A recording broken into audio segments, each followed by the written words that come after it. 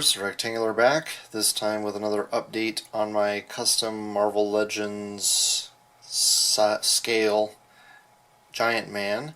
On the far left we have the Toy Biz Build-A-Figure Giant Man. In the middle we have my 12-inch version, repaint of the Daredevil from the Spider-Man 12-inch line of figures. Then we have the Scott Lang Ant-Man from Toy Biz, and then the Hasbro 3 3/4 inch Infinite Series Giant or Ant-Man. So as you can see, there's pretty different variety of blues and reds between the figures that have already been released for Giant Man and Ant-Man. So I tried to marry the colors between all three or four figures so I could get somewhere kind of in between, and so far pretty happy with the way this has turned out. I still need to touch up some of the areas on the chest where the tape didn't quite, I put blue painter's tape on the torso so that I could paint those lines, and for the most part it worked pretty well, but there is always some bleeding with tape unless you get it super tight onto whatever you're painting. So I'll have to go back and with some red and touch up those areas to make the lines a little bit cleaner. But really happy with the blue. I was really worried because the blue mixture that I had was a lot lighter. It was more of this color, like on this 3 3/4 inch Giant Man or Ant-Man, and I was worried that it was going to be so bright like this and not close to the Build-A-Figure. But I used the blue wash from Citadel, and that worked perfect. I'm really happy with the way that this turned out. It looks a lot like the Build-A-Figure. So next I'm going to show me repainting the face, and the next video I'll probably do the sculpting of the antenna, and then the painting of the details, which would be the belt and the panels on the side of his head. Alright, let's go ahead and move on then.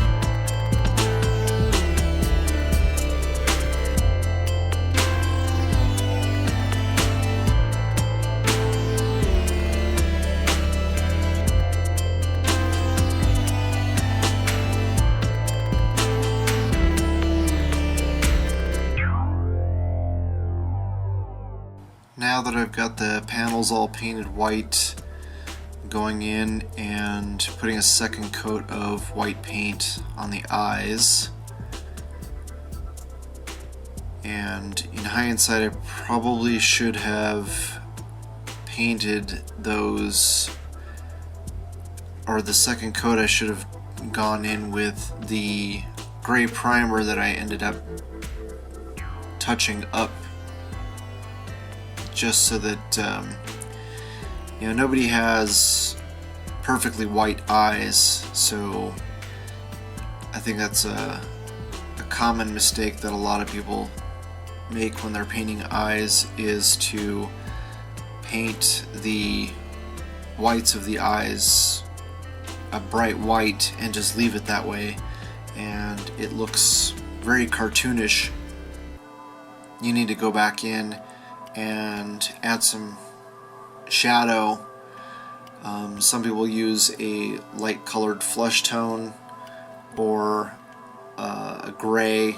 I just decided to give the gray primer a try just because it is very thin, it's easy to work with, I don't have to thin it out, and it is somewhat on the transparent side, so you'd still get the white, whereas if I had used a gray paint it would be thick and also it would just look gray. I didn't want that, so fortunately this turned out pretty well. And then after I got the gray primer on, I went in and added more blue, just built up the iris a lot more. Also I used a darker blue because the blue I had on there was very bright and a very light colored blue.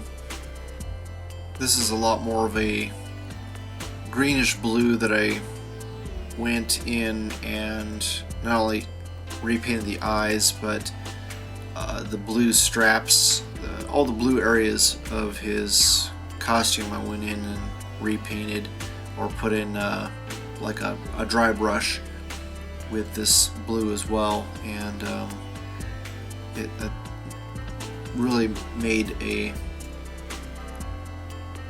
improvement. It's a subtle improvement, but you can definitely notice it in person, not as much on camera.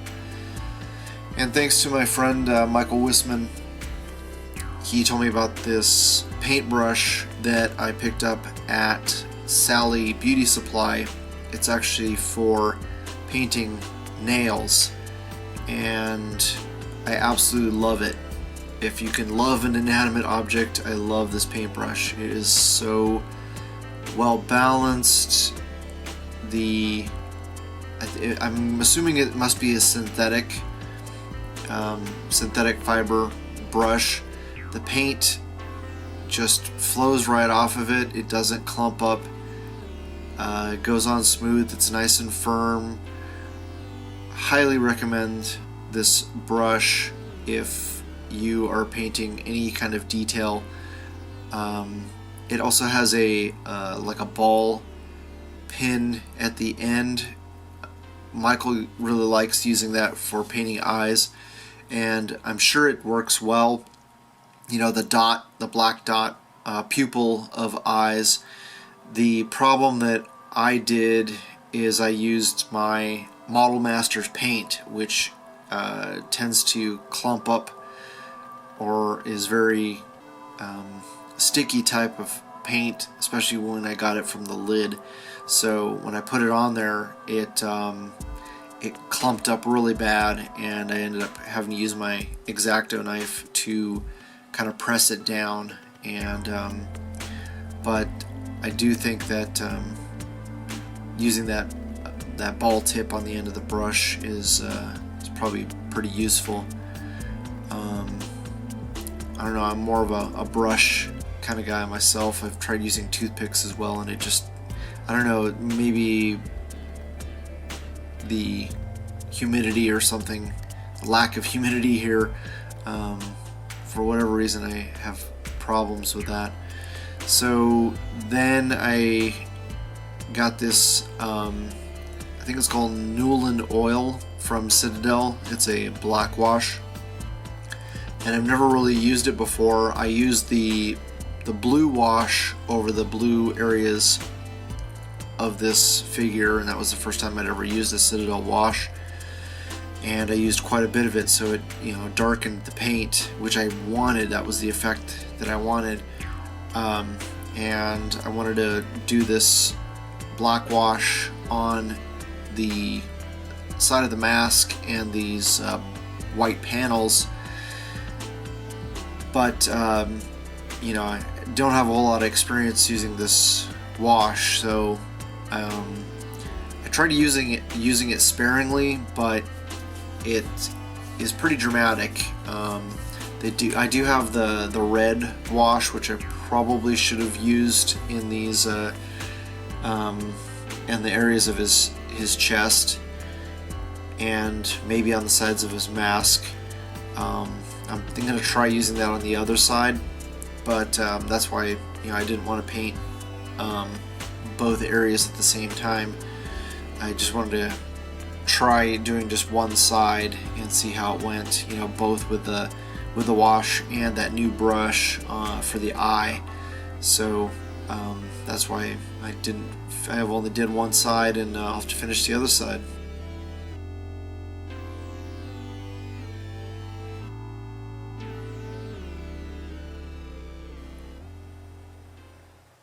Okay, so here we are with the Build-A-Figure on the right and my custom on the left. I think I did a pretty good job of matching the blue paint. It's not going to be 100%, but used quite a few different shades. The last one I used was actually a green.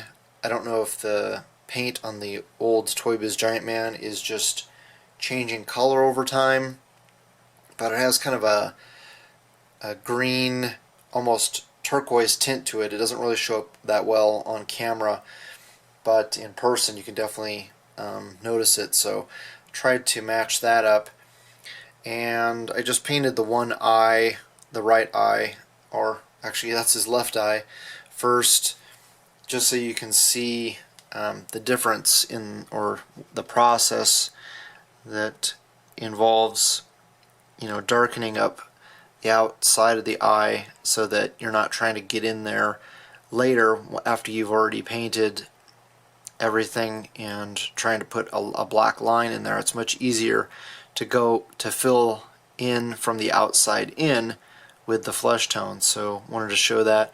Also, I did a black wash on the side of the panel there and into the mask.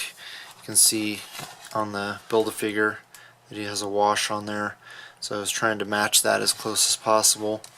It got a little heavy-handed. I used one of the Citadel black wash, and it was a little too much, so I had to go back in and dry brush some white on top of the panel and actually some red over the mask.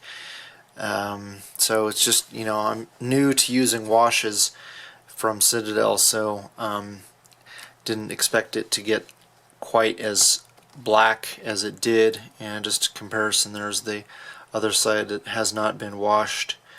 So, you know, you can tell a big difference between the Build-A-Figure, you know, with the wash and the custom that on the side that doesn't have the wash. So I think that is a much more accurate representation of the Build-A-Figure there on the mask. So hopefully you guys like the progress, and yeah, let me know. So next I'll have to finish painting the eye with some more shading, and then paint the face, and then do the other eye, and then the shading on the side of the mask there.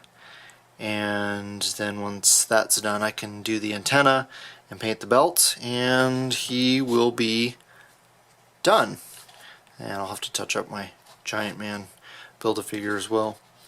Alright, with that, hopefully you guys liked the video. You share with your friends, subscribe if you haven't already, and I always love hearing back from you guys, so please leave a comment below. Thanks so much for watching, and I'll talk to you guys later.